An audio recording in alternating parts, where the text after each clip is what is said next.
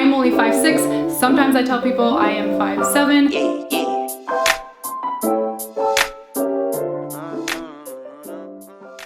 Hi you guys, and welcome back to my channel, or welcome here if you are new here. Today for you guys, I want to just share how I got into modeling and kind of my modeling story. So I get a lot of questions about how to get into modeling, how much money I make modeling, how to get signed with an agency, and all that stuff. So I thought I'd make a video for you guys about just everything that entails, everything to do about modeling. So in this video, I will be explaining how old I was when I started modeling, how I got my first agency, how much money I do make, and then all the things I wish I would have done differently if I was to start modeling again today. So I'm just gonna hop right into it. Sorry if I'm looking down at my phone a lot in this video. That is where all of my notes are, because there are a couple things that I want to make sure that I mention in this video. So modeling basically started for me when I was actually very, very young.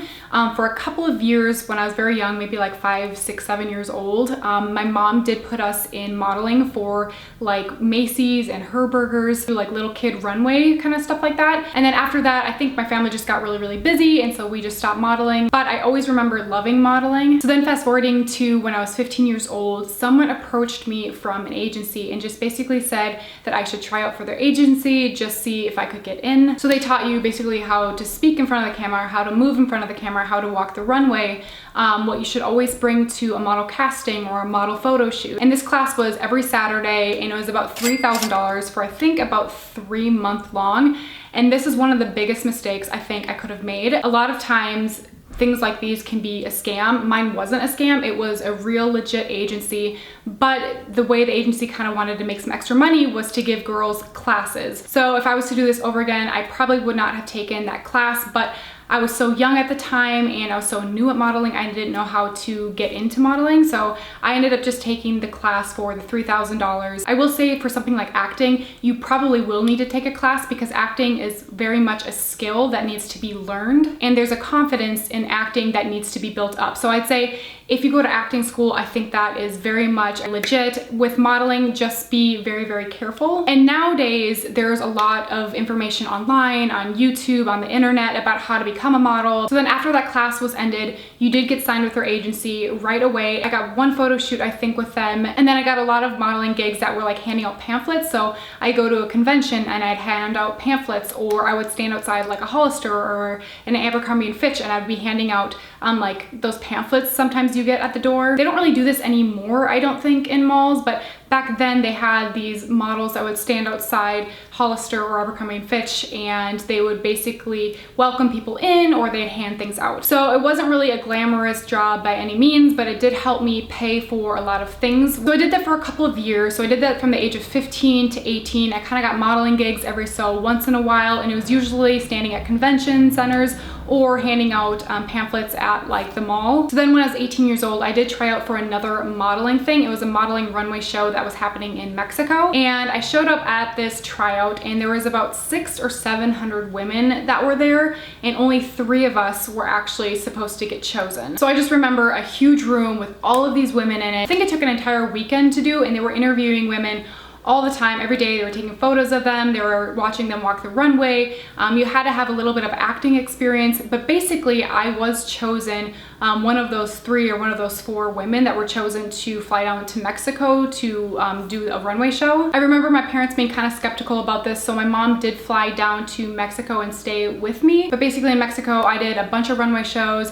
I met a bunch of different people who owned a bunch of different agencies, and I honestly thought that this was kind of my big break. I couldn't believe that out of hundreds of women, I was chosen, and I just got put in front of a lot of really important people. And so when I came back from Mexico, I realized that things got really, really quiet. I didn't hear back from any of the agencies that said they were interested in me at all. So I really got kind of discouraged, but I'm almost happy that this happened, because since modeling kind of took a downturn for me, I decided to apply to college and go to college, which was probably the best thing I could have ever done, because I ended up modeling all throughout college. So I ended up staying in Minnesota and going to a college in Minneapolis.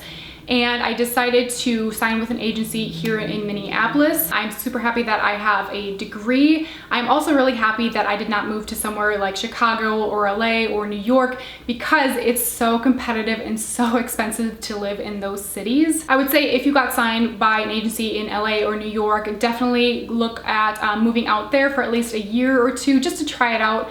But for me, I'm just really excited that I was able to get my degree. I was able to save a lot of money by living with my parents in Minnesota instead of moving to New York or LA or Chicago or somewhere that is very, very expensive. And I also think at the time, when I was 18 years old, it's really, really hard on a teenager because you hear a lot of rejection in modeling because it is so incredibly competitive, and it can be really, really hard on someone who is very young. So honestly, I'm really, really happy that I actually stayed in Minneapolis because Minneapolis has a lot less competition than somewhere like Chicago or New York or LA. So again, after coming back from Mexico, I had this downtime where I wasn't getting any modeling gigs, and modeling was very, very quiet for me.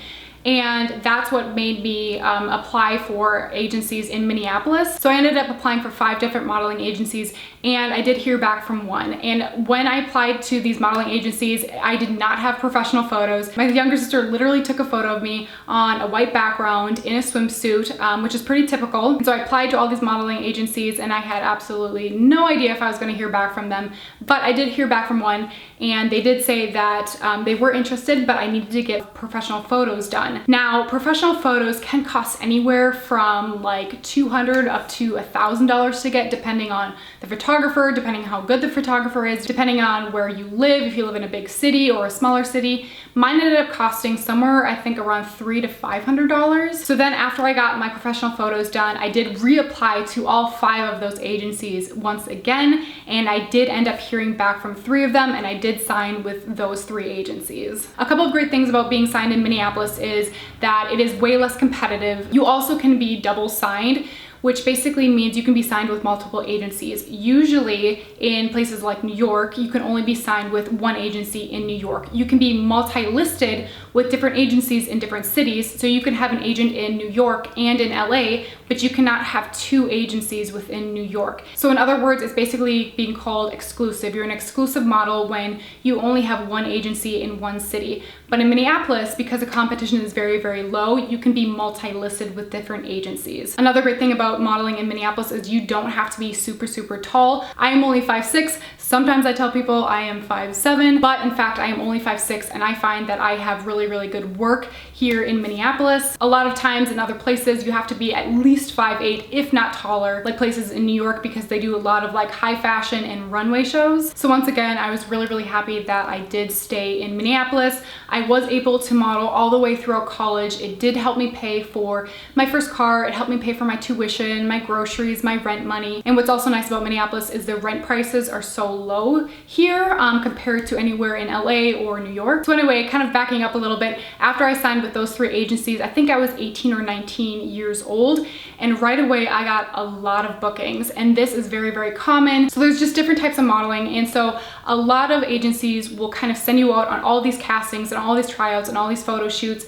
when you first start modeling for them, because they want to see how you model. They want to see what companies really like you. So again, in the beginning, once I signed with these 3 agencies, I got a lot of bookings. I got like a magazine, I got a book cover, I got to model for Target, a lot of different companies. And then after I graduated, the great thing about modeling is it's very, very flexible. So I ended up working at a law firm, and I made sure that they were very flexible with my schedule, and I could model anytime I wanted to, which was really great because I had a steady salary and I was doing modeling on the side. So that brings us up to today. Today I've been modeling for basically over 10 years now. I basically found my niche in modeling, then that is lifestyle modeling. I do a lot of lifestyle modeling. I'm not very much a fashion model or runway model. Of course, I have done those things too, but I am more of a lifestyle modeling, which basically means I model for companies like Target and Eastbay and Adidas, and I've also modeled for Nike and Puma. So it's very athletic stuff, or it's very like happy, smiling stuff like Target. If you guys are interested, I did make a video about how I modeled for Adidas and my experience with that. I will leave that link down below for you guys. And so today I am actually modeling 20 hours a week, more or less, depending on the season. During the winter season, right before Christmas, my hours really get limited. So I'm kind of doing only like 10 hours a week of modeling.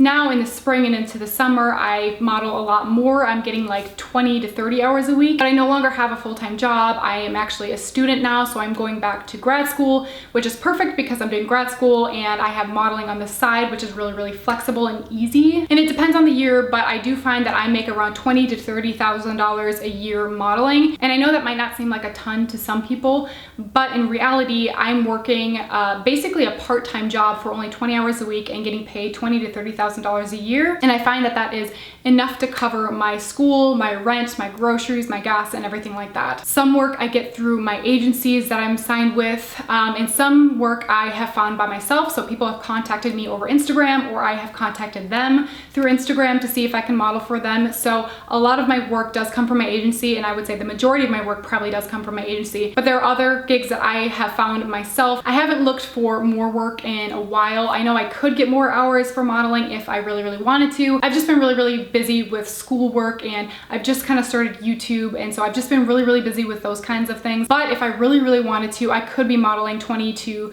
30, even 40 hours a week. I just find that I'm just busy with other things right now. So all of that being said, you guys, you do not need to take a modeling class. You do not need to pay thousands of dollars to get into modeling. If you are going to apply to an agency, I would say first, try and apply with just a photo from off of someone's phone. Phones these days take actually pretty decent photos. So I would say try that first. Try to apply to an agency with just a simple headshot off of someone's phone. And if something sounds like a scam, it probably is. So just listen to your gut no matter what. Anyway, you guys, thank you guys so much for watching. I hope this really helped you if any of you guys are starting to get into modeling or want to start to get into modeling. I know that I had no one to kind of ask questions to. There was no YouTube videos back when I was starting of how to get into modeling. But leave me any questions you guys have down below. It would also mean the world to me if you guys could subscribe and hit that little bell button, because that will notify you every single time that I do have a new video that is coming out. Be sure to give this video a big thumbs up, and I love you guys all so much, and I will see you in my next video.